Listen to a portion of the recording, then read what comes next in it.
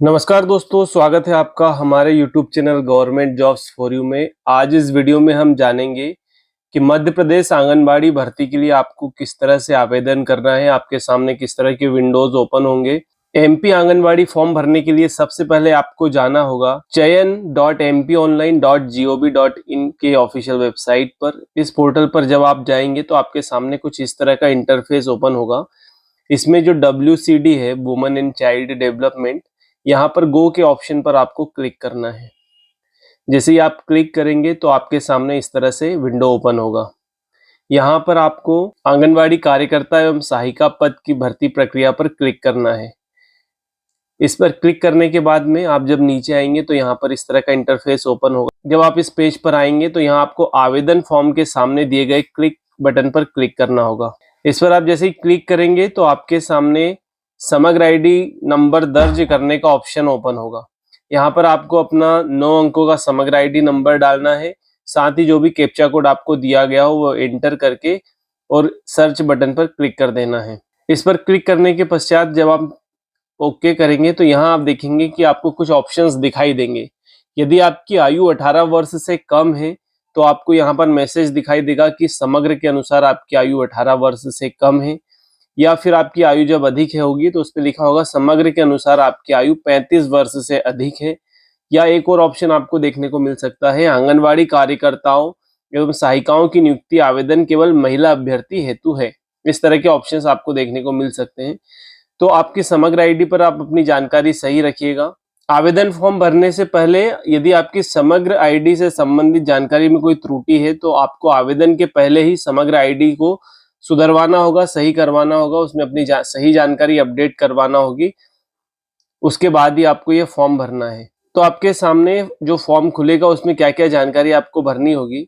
इसमें आपको सबसे पहले अपना नाम दिखेगा जो समग्र आईडी पर होगा, आपको वैसे ही डालना है। आवेदिका का पति या पिता का नाम यहाँ आएगा, डेट ऑफ बर्थ, और 1 जनवरी 2025 को आयु कितनी हो जाएगी वो लिखा हुआ आएगा। साथ ही वैवाहिक स्थिति आपकी क्या है वह आपको लिखनी है और आपको अपनी कैटेगरी चुननी है। और पद हेतु जब आप चयन के ऑप्शंस होंगे तो उसमें आपको सबसे पहले संभाग चुनना है, फिर जिला का चुनाव करना है, उसके बाद परियोजना, उसके बाद में आपको अपना सेक्टर ऐड करना है। देन किस आंगनवाड़ी केंद्र के लिए आपको आवेदन करना है, अपना वार्ड क्रमांक आपको सेलेक्ट करना होगा। साथ ही आवेदन आपको किस पद के लिए करना है उस पद को आपको चुनना है। इसके बाद में वो आपसे ऑप्शन पूछेगा क्या आप मध्य प्रदेश के मूल निवासी के साथ आंगनवाड़ी केंद्र के शहरी क्षेत्र के विज्ञापित वार्ड के निवासी हैं। सबसे पहले तो आप ध्यान रहे कि आप जिस वार्ड के हैं उसी वार्ड की वैकेंसी के लिए आप आवेदन कर सकते हैं।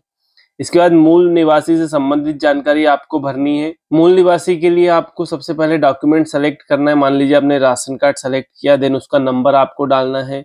उसके बाद क्या आपका या आपके पति, पिता, माता का नाम आंगनवाड़ी केंद्र के ग्राम शहरी क्षेत्र से संबंधित वार्ड की BPL सूची या पात्रता सूची में सम्मिलित है, उसमें आपको सेलेक्ट करके नंबर डालना है। उसी तरह आपको इसमें मतदाता सूची से संबंधित जानकारी भरकर इसके बाद आपको अपना पूर्ण पता भर देना है।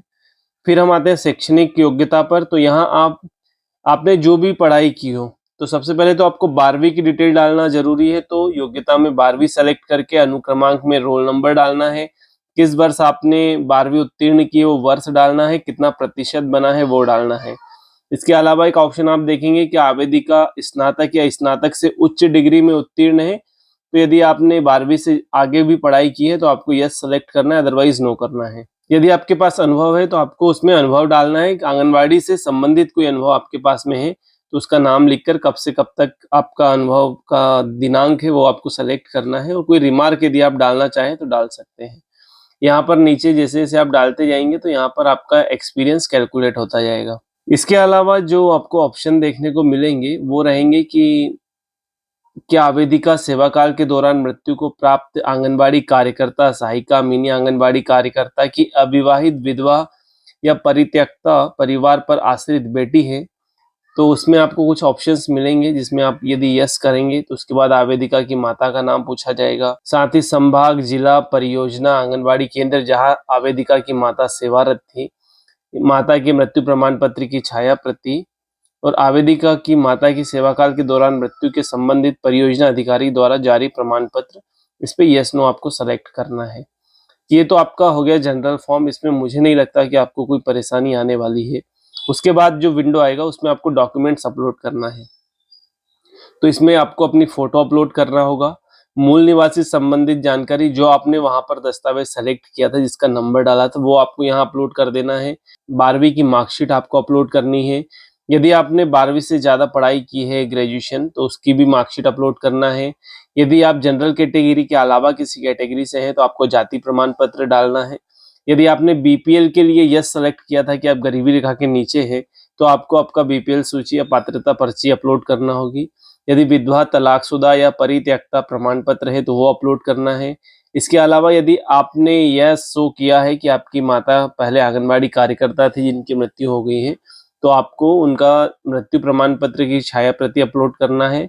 साथ ही कार्य अनुभव आपने यदि कुछ डाला है तो उसका प्रमाण पत्र आपको अपलोड करना होगा। जब आप ये कर देंगे तो आपके सामने फिर आवेदन फीस का पोर्टल ओपन हो जाएगा, जिसमें कि पोर्टल शुल्क 100 रुपये प्लस 18% जीएसटी, इस तरह 118 रुपये आवेदन फीस का भुगतान करना है। यहाँ भुगतान करें के ऑप्शन पर क्लिक करके आपको पेमेंट कर देनी है और आपका आवेदन फॉर्म सबमिट हो जाएगा। यदि आप दूसरी रसीद और निकालना चाहते हैं तो आप आवेदन नंबर और जन्म तिथि और कैप्चा कोड डालकर डाउनलोड कर सकते हैं। मान लीजिए आपने आवेदन कर दिया है लेकिन अभी आवेदन का फीस भुगतान नहीं किया और आपको करना है, तो उसके लिए आपको होम पेज पर दिख जाएगा पेमेंट का ऑप्शन। वहां आपको एप्लीकेशन नंबर, जन्म तिथि, कैप्चा कोड डालना है। व्यू डिटेल्स पर क्लिक करेंगे, आपका फॉर्म खुल जाएगा और लास्ट में भुगतान का आपकी ऑप्शन दिखेगा, उस पर क्लिक करके आप भुगतान कर सकते हैं। आवेदन फॉर्म में यदि आपसे कोई गलती हो गई है तो आप इसे 7 जुलाई तक सुधार भी सकते हैं। उसके लिए आपको application number, date of birth, captcha code डालकर ओटीपी आपके मोबाइल पर आएगा, ओटीपी लेना है।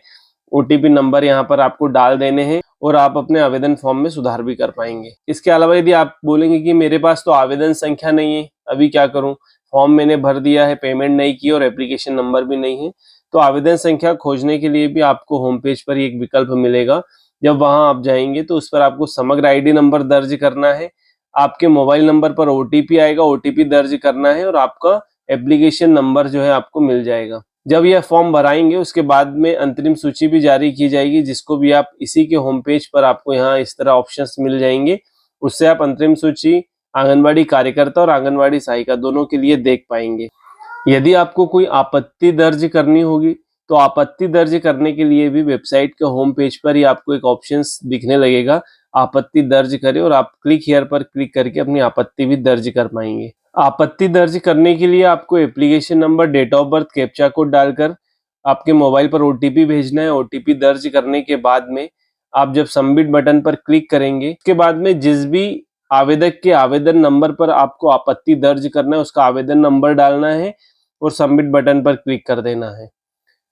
फिर आपके सामने कुछ इस तरह का विंडो खुल जाएगा, जिसमें कि पहले तो आपने जो नंबर डाला होगा उसमें उनका आवेदक का नाम, आवेदक के पिता या पति का नाम, आंगनबाड़ी जो उन्होंने चयनित की होगी उसका नाम आ जाएगा और कुछ ऑप्शंस आएंगे कि आप क्या कहना चाहते हैं कि आवेदक का बीपीएल कार्ड नंबर गलत है, 12वीं की जानकारी गलत है, स्नातक की जानकारी गलत है, कार्य अनुभव की जानकारी गलत है।